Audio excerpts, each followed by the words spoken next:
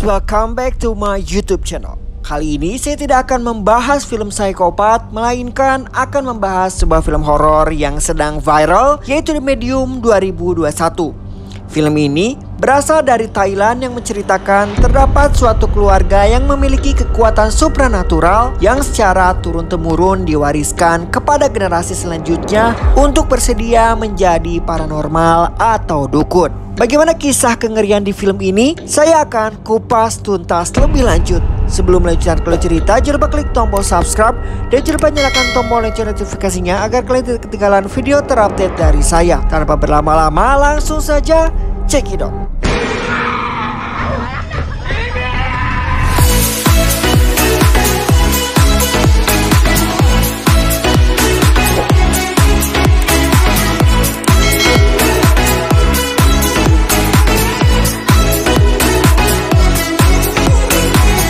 Film ini dibuka dengan sebuah tim dokumenter yang pergi ke daerah Thailand untuk meliput kehidupan para dukun yang ada di sana. Dan tim dokumenter pun memutuskan untuk meliput salah satu orang dukun yang bernama Nim. Mereka di sini fokus untuk meliput kehidupan sehari-hari dari dukun Nim, yang mulai dari aktivitas kerohaniannya dan yang lainnya. Dukun Nim ini menjelaskan bahwasannya dia adalah seorang dukun yang dirasuki oleh dewa yang bernama Dewa Bayan. Tak luput, Nim memberitahu tim dokumenter bahwa terdapat dewa baik dan dewa jahat, yang dimana dewa baik akan memberikan perlindungan, sementara dewa jahat membawa bencana dan petaka. Lalu Nim pun menjelaskan semuanya mengenai silsilah dirinya hingga sekarang menjadi seorang dukun, bahwa Dewa Bayan adalah leluhurnya yang baik yang selalu memberkati penduduk yang ada di sana. Mengenai silsilah keluarganya, yaitu dia mulai sejak neneknya Nim dahulu kala yang sudah dirasuki oleh Dewa Bayan, dan hanya perempuan saja yang bisa menjadi media rasuk untuk Dewa Bayan. Kemudian secara turun-temurun berpindah ke bibinya Nim. Namun sebelum Nim terpilih menjadi dukun, faktanya bahwa saudari perempuannya Nim yang bernama Noi seharusnya yang menjadi dukun dan bukanlah Nim. Karena si Noi ini menolak, dan pada akhirnya Dewa Bayan memilih tubuhnya Nim untuk dijadikan media rasuknya. Setelah itu Nim diliput dengan menjalani aktivitasnya sebagai dukun, seperti menyembuhkan pasien yang terkena guna-guna, dan dia juga memimpin masyarakat untuk melakukan ritual persembahan sesajen kepada Dewa Bayan. Di keesokan harinya, tim dokumenter terus mengikuti aktivitas dari dukun Nim yang pergi ke sebuah acara pemakaman keluarganya yang bernama Willow. Willow sendiri adalah suami dari saudaranya yang bernama Noi yang saya ceritakan sebelumnya. Setibanya di gereja, Nim langsung menghampiri para keluarganya dan mengikuti tradisi doa bersama di keluarganya Noi yang merupakan Kristiani. Tim dokumenter pun terus meliput Nim berserta keluarga Nim. Di sini Nim menjelaskan mengenai keluarga saudaranya yang bernama Noi. Noi ini memiliki dua orang anak bernama Mike dan Ming. Namun Mike ini sudah meninggal dengan tak lama disusul oleh suaminya Willow yang meninggal barusan. Dan kini mereka tinggal hidup berdua. Cerita bergulir, Nim sedang membereskan sisa-sisa makanan bekas melayat. Tiba-tiba Nim didatangi oleh Ming yang menyuruhnya untuk menemui ibunya. Ketika Nim sedang berkumpul, tiba-tiba terjadi sebuah keributan di mana Ming, keponakannya ini, menjadi emosi kepada orang lain yang ada di sana. Seketika suasana menjadi ricuh. Ming pun terus ditenangkan oleh ibu dan saudara yang lainnya. Malam pun semakin larut. Pada saat akan tidur, ia tak sengaja melihat Ming yang terus memandang nenek tua yang berdiri di dekat Ming. Dan dia pun kembali tertidur setelah nenek itu pergi meninggalkannya. Keesokan harinya, Nim mengetahui bahwa nenek tua yang semalam ditemuinya ternyata sudah meninggal. Di sana juga dia melihat ada Ming yang sedang mendatangi arah ke kerumunan di mana nenek itu meninggal.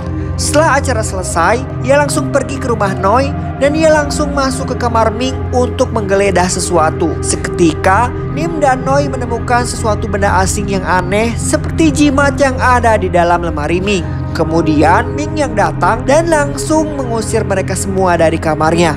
Karena Nim khawatir terhadap keponakannya itu, dia pun terus mendesak kepada Noi mengenai perilaku aneh Ming selama ini. Namun si Noi malah mengusirnya lagi. Singkat cerita, Nim kembali diwawancara. Kini Nim akan membahas dan menginterview benda jimat yang ditemukan di dalam lemari milik Ming. Benda itu disebut Wampataba, yang konon jimat itu dipercaya mendapat mengusir roh jahat. Scene berpindah pada dokumenter yang sedang mengikuti Ming yang tengah jalan bersama anjing peliharaannya. Ming menggerutu kesal kepada tim dokumenter karena akan sikap bibinya yang masuk ke dalam kamarnya dan mengacak-acak barang-barangnya tanpa izin. Namun di sini Ming tiba-tiba menghentikan langkahnya dan memandangi sebuah gubuk seperti kandang sapi, yang dimana terdapat seseorang yang sedang memandangi mereka. Cerita bergulir, tim dokumenter meninjau kembali rekaman video yang memperlihatkan perilaku Ming yang sangat aneh seperti berbicara sendiri.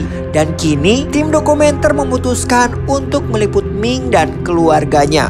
Karena tim dokumenter berpikir bahwa akan terjadi pemindahan Dewa Bayan dari dukun Nim yang diturunkan ke keponakannya si Ming ini. Selanjutnya, tim dokumenter pun mengikuti aktivitas sehari-hari Ming. Saat di kantor Ming, ia menjelaskan tentang dirinya yang merupakan seorang karyawan yang bekerja di kantor sumber daya manusia. Tim dokumenter pun bertanya kepada Ming mengenai bibinya Nim yang seorang dukun. Namun Ming menjawab dengan lelucon seperti mengolok-olok profesi bibinya itu. Dan si Ming sendiri tidak mempercayai hal tahayul seperti yang dilakukan oleh bibinya tersebut. Lalu tim dokumenter meliput keseharian Ibu Ming yang sekaligus saudara perempuannya Nim, yaitu Noi, yang merupakan seorang penjual daging anjing di salah satu pasar swalayan. Noi lalu menceritakan masa lalunya. Pada usia 20 tahun, dirinya yang menolak untuk tidak dirasuki oleh Dewa Bayan karena ia mendapati kejadian aneh dengan tubuhnya merasakan sakit dan mengalami menstruasi setiap hari yang berlangsung selama 5 bulan lamanya. Di sini Noi mengetahui bahwa dirinya harus ikut mewarisi kedudukan keluarganya, namun Noi menolak dan lebih memilih memeluk agama Kristen agar dia tidak menjalani menjadi dukun. Maka dari itulah Nim yang menggantikan Noi untuk mewarisi keturunan keluarganya, yaitu dirasuki Dewa Bayan. Singkat cerita, Ming yang sedang dugem di sebuah klub malam dan tak luput temannya Ming diwawancarai oleh tim dokumenter. Teman Ming ini menunjukkan beberapa video perilaku aneh Ming yang terjadi akhir-akhir ini. Dia seperti anak kecil yang bahagia bermain di playground, namun dia juga menunjukkan sikap aneh lainnya dengan terlihat Ming menyakiti anak yang ada di sana hingga anak itu menangis. Scene kembali ke Ming yang beranjak pulang, namun anehnya ia tidak pulang ke rumahnya, melainkan pulang ke kantor dan tidur di sana. Di keesokan hari, kantor pun sudah dibuka dan terlihat Ming yang baru saja bangun tidur menjadi pusat perhatian orang-orang di sana. Ming terkejut karena begitu banyak darah yang keluar dari alat kelaminnya. Ia pun bergegas menuju toilet dan kembali pulang ke rumahnya.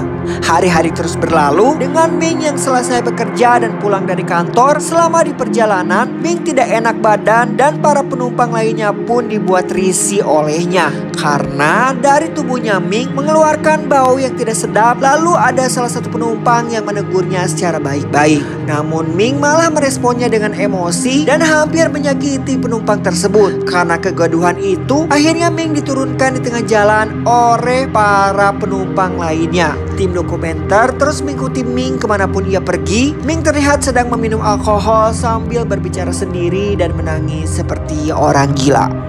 Singkat cerita, Ming dibawa ke dokter oleh ibunya. Setelah selesai diperiksa, Ming pergi ke tepi danau sambil melakukan sesi interview lagi bersama tim dokumenter. Ming mengungkapkan bahwa dirinya mengalami keluhan sakit pada sekujur tubuhnya hingga vaginanya yang tidak bisa mengeluarkan air kencing. Namun dokter tidak dapat mendeteksi penyakit yang sedang diderita oleh Ming.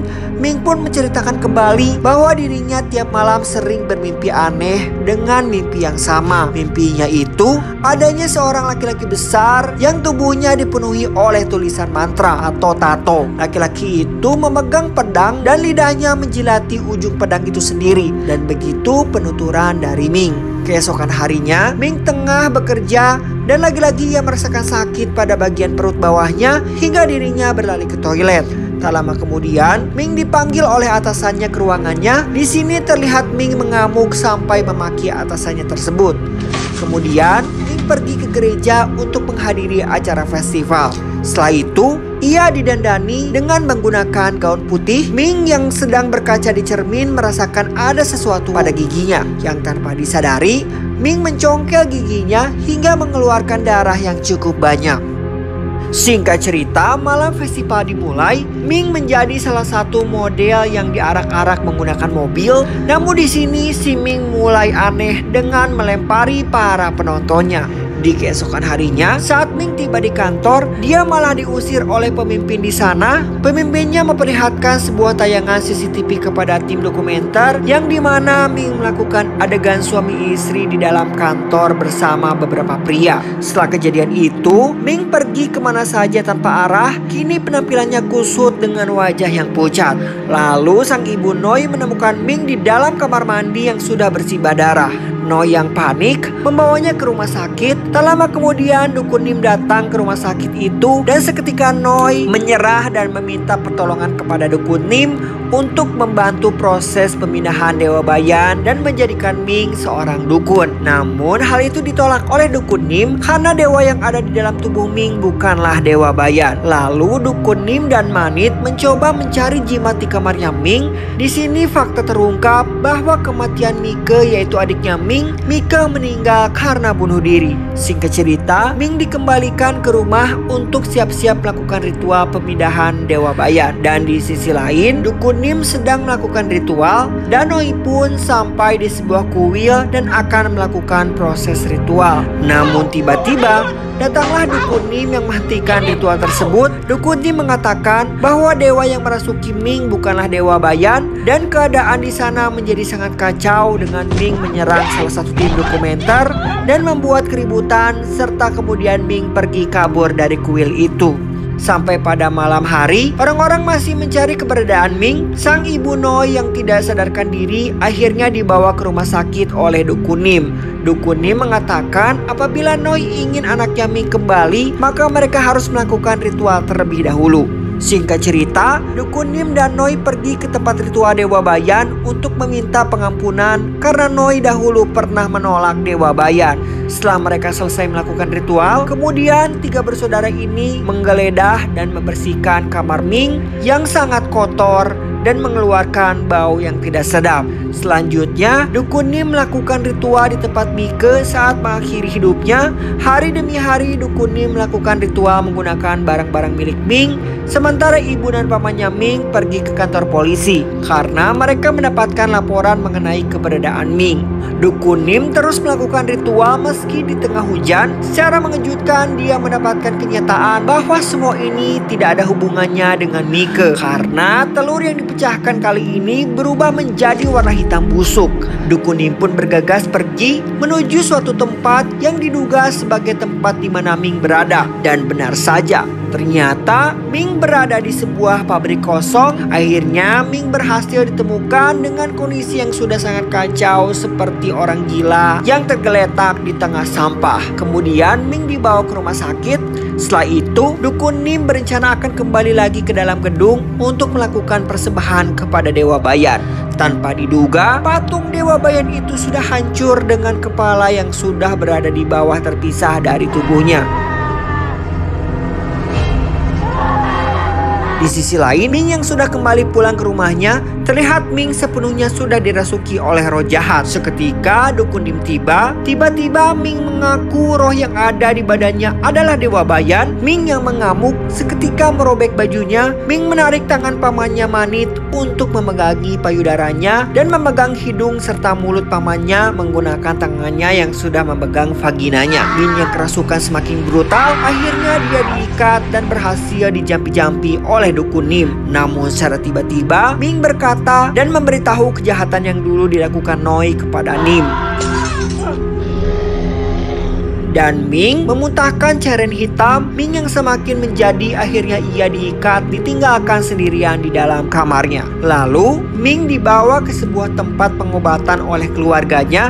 Di sana banyak orang yang kesurupan yang sedang diobati. Sang dukun bernama Sanit menjelaskan bahwa kondisinya sudah tidak dapat dikendalikan karena dia sudah dirasuki oleh roh jahat yang memiliki banyak kebencian. Singkat cerita, mereka pergi ke pabrik kosong di mana Ming ditemukan sebelumnya. Sang dukun itu menjelaskan bahwa ini semua akibat dari perbuatan leluhurnya Willow yang zaman dulunya membantai begitu banyak orang, sehingga keluarga Willow mendapatkan kutukan turun-temurun. Akibatnya harus ada orang yang dikorbankan untuk penebusan dosa tersebut. Saya ingatkan kembali, Willow ini adalah suami Noi yang meninggal sebelumnya. Kini tiba waktunya di mana dukun Nim dan dukun Sanit berkolaborasi untuk acara ritual pengusiran roh jahat yang ada di tubuh Ming. Kini kondisi Ming yang semakin memburuk dan setiap malam barang-barangnya selalu diacak-acak.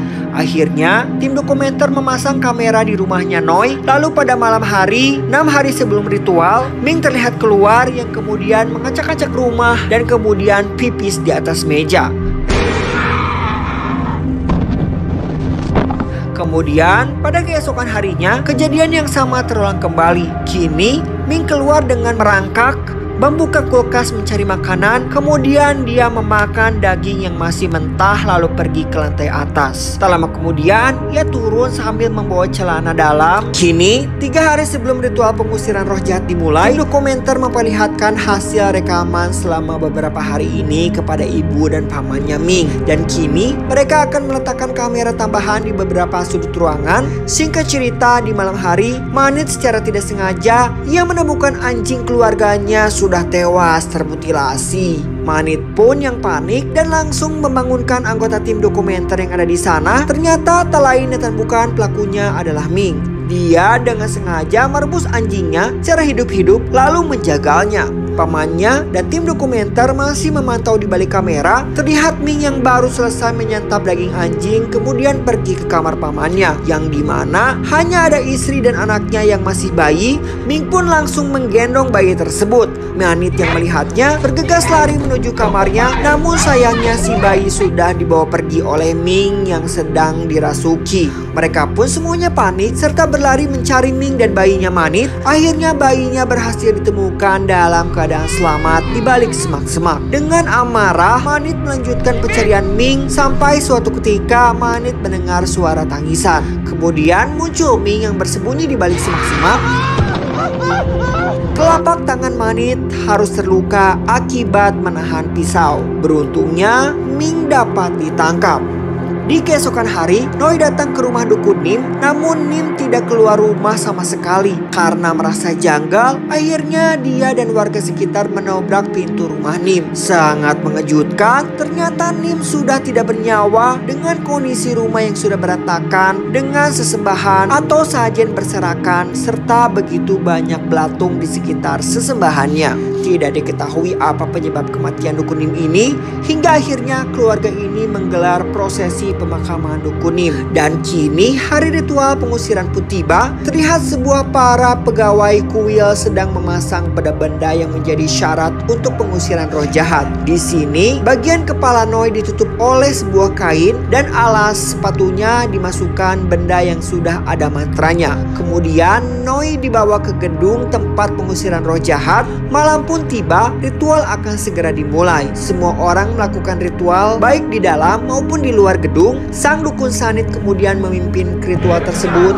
Dia menyiram sesembahannya dengan darah kerbau dan memegang kepala kerbaunya. Mantra terus dilafalkan dengan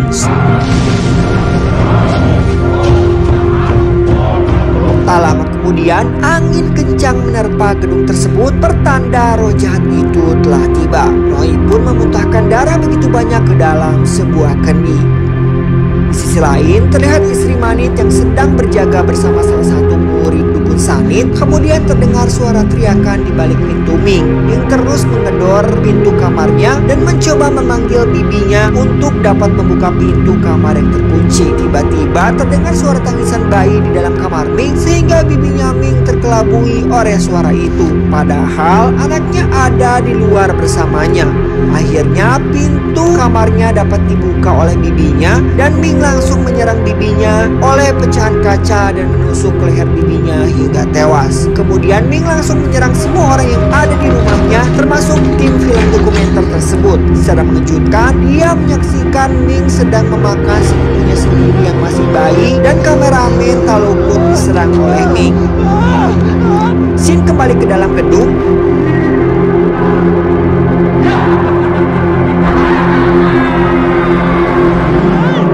Di sini diperlihatkan dukun Sanit sudah tewas dan para muridnya kerasukan hingga menyerang tim dokumenter yang ada di sana. Noi yang sudah sadarkan diri, dia bersama Manit dan orang-orang yang tersisa di dalam gedung melanjutkan ritualnya. Sementara semua orang di luar gedung sudah kerasukan dan mereka mengejar salah satu tim dokumenter sampai Ming pun tiba di sana. Kemudian di dalam gedung semua orang kerasukan dengan saling menyakiti dirinya sendiri, termasuk Manit dan Noi. Setelah membunuh, Manit pun melakukan aksi bunuh diri dengan melompat dari atas gedung. Setelah itu, Ming masuk ke dalam gedung dengan membawa orang-orang yang sudah kerasukan juga. Noi pun menghampiri Ming dan membacakan mantra, namun Noi terkelabui oleh roh jahat yang ada pada tubuh Ming sehingga Noi dicekik olehnya hingga pingsan. Noi pun kembali tersadar dan tak lama kemudian Ming menuangkan bensin ke sekujur tubuhnya. Di sini dapat diketahui bahwa ibunya Ming yaitu Noi berteriak untuk yang terakhir kalinya akibat tubuhnya yang dibakar oleh anaknya sendiri yang sedang kerasukan roh jahat. Di akhir film menampilkan cuplikan hasil wawancara terakhir yang dilakukan oleh tim dokumenter kepada dukun Nim. Ia menceritakan bahwa dirinya selama ini tidak begitu yakin mengenai keberadaan Dewa Bayan yang berada di tubuhnya itu. Kemudian dukun Nim pergi dan terdengar suara tangisan dan film pun selesai.